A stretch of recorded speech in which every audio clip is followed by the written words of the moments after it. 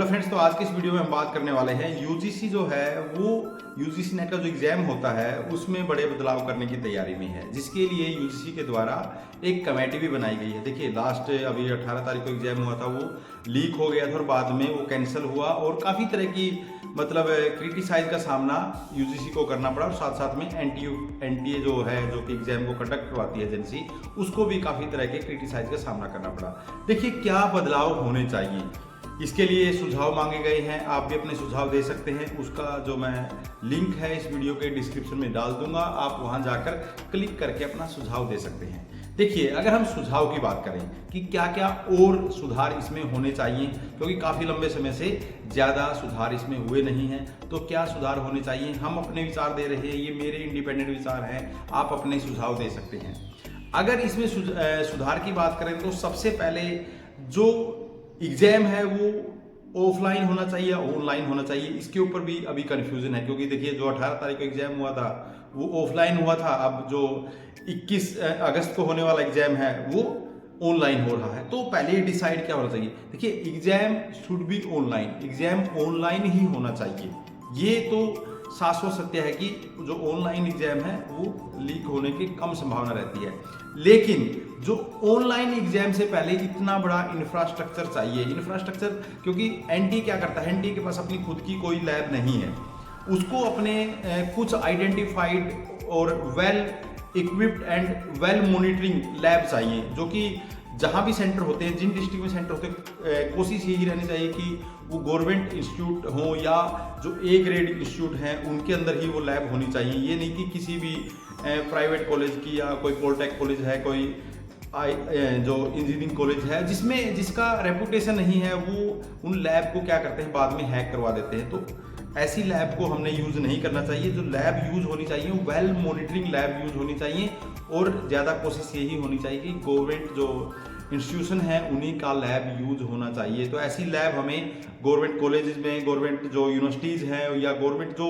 School हैं उनमें भी इस तरह की लैब गवर्नमेंट को बनानी चाहिए, या जो स्कूलों में या हैं जो स्कूल, प्राइवेट स्कूल जो हैं उनके साथ भी, ऐसे स्कूलों के साथ जैसे डीएवी की संस्थाएं हैं, जो ऐसी संस्थाएं हैं जो अपने मतलब एथिक के लिए जानी जाती हैं, उनके अंदर ही ये एग्जाम कंडक्ट करवाना चाहिए। तो जो एग्जाम सेंटर हैं उनका पहले अच्छी तरह से मॉनिटरिंग होना चाहिए, और उनका इंस्पेक्शन के बाद ही क्या होना चाहिए, उनको सेंटर मिलना चाहिए। पहली बात तो ये है कि एग्जाम ऑनलाइन होना चाहिए, लेकिन ऑनलाइन एग्जाम का एक इंफ्रास्ट्रक्चर आपके पास होना चाहिए, और उसका बहुत मतलब उसके ऊपर डीप वर्क करने की जरूरत है। उसके बाद जो डिस्ट्रिक्ट वाइज जो इसकी मॉनिटरिंग है वो बहुत सख्त होनी चाहिए। और अगला जो है, एग्जाम लीक के ऊपर जो सजा है वो बहुत सख्त होनी चाहिए।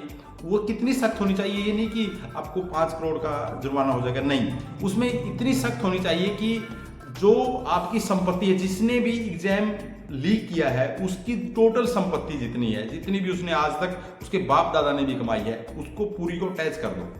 एक बार एक बंदा सोचेगा ना जिसकी पूरी बाप दादा की संपत्ति अटैच हो जाएगी, कोई जीवन में उसके साथ में उम्र कैद और साथ में लाइफ टाइम उसकी जो जितनी भी संपत्ति है उसकी टोटल अटैच करो, उसके बाद कोई एग्जाम लीक करने के बारे में सोचेगा ही नहीं। उसके बाद मेरा ऐसा मानना है कि एग्जाम 1 ईयर में एक बार होना चाहिए, जिसमें तैयारी भी अच्छे से होगी और गवर्नमेंट को भी और जो एनटीए है उसको भी क्या लगेगा, एक मौका मिलेगा अच्छे से तैयारी करने का। और जो स्टूडेंट है, क्या होता है, स्टूडेंट अपना जो तैयारी करते हैं साथ साथ में उनके अपने क्लासेस के एग्जाम होते हैं या अदर एग्जाम होते हैं, और उसके साथ ही क्या होता है कि ये एक हर 6 महीने के बाद एग्जाम आ जाता है। तो एग्जाम है 1 ईयर में एक बार ही कंडक्ट होना चाहिए, मतलब 1 साल में ये एग्जाम एक बार ही होना चाहिए, जैसे बाकी के एग्जाम होते हैं। तो एनटीए जो यूजीसी नेट का जो एग्जाम है वो भी 1 ईयर में एक बार ही होना चाहिए।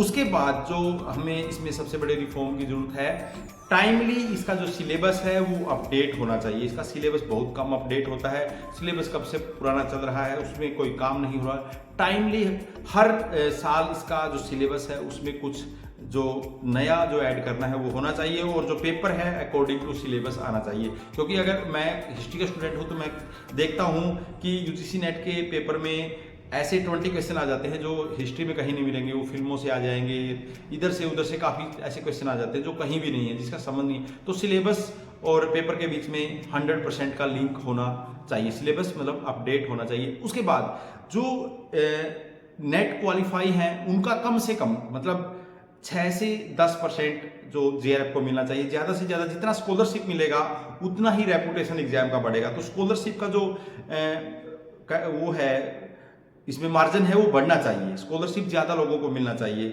डबल करना चाहिए। जितना ज़्यादा स्कॉलरशिप मिलेगा तो एग्जाम का रेपुटेशन बढ़ेगा, लोगों को मोटिवेशन मिलेगा, लोग इस एग्जाम के लिए अच्छे से तैयारी करेंगे। तो कहने का मतलब ये है कि जो स्कॉलरशिप है वो उसको डबल करना चाहिए। जैसे डबल इन द सेंस पैसे में नहीं, उसके जो स्लॉट है उसको डबल करना चाहिए, प्रतिशत डबल करना चाहिए। अगर अभी आप 5% कर रहे हैं तो उसको 10% करना चाहिए। एग्जाम जो यूजीसी नेट क्वालिफाई कर रहे हैं उनका 10%, टॉप 10% को स्कॉलरशिप आपको देनी चाहिए। आप ये भी कर सकते हैं कि आप स्कॉलरशिप में 2 कैटेगरी कर दो, है ना। जिसको नेट कर रहे हैं, नेट के आप एक जेआरएफ के बाद एक छोटी आप एक कैटेगरी और डिसाइड कर सकते हैं कि इसमें थोड़ा पैसा कम मिल जाएगा, लेकिन स्कॉलरशिप ज़्यादा लोगों को मिलनी चाहिए ताकि आगे चलकर उनको अपनी पीएचडी और रिसर्च करने में सहयोग मिल सके। तो इसमें ये सुधार अगर गवर्नमेंट करेगी तो आराम से सब कुछ टैकल होगा, है ना। और इसके साथ साथ